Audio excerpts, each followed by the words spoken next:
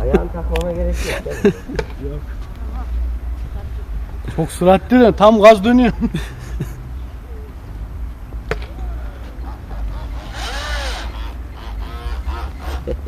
Olayı çekmem lazım ya. Canlı canlı.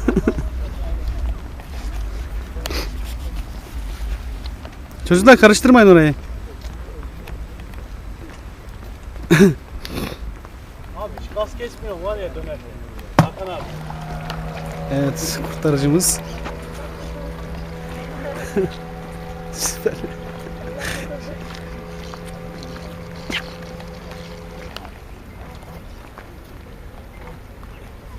Burada nasıl takla attı bu, hayret bir şey ya. Kendi dalgasıyla yapıyor ya. Olabilir.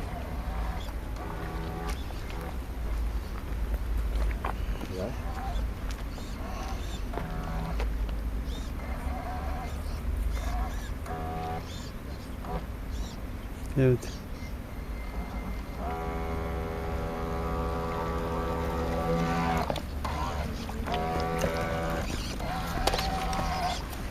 Alabilir misin? Çekeyim biraz daha. Ben çıkayım abi.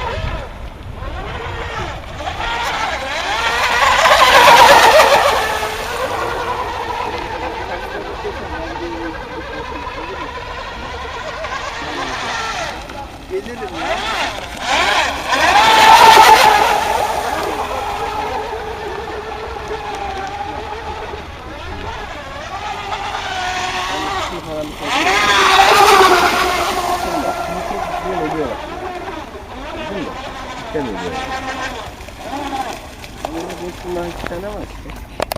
Baksana.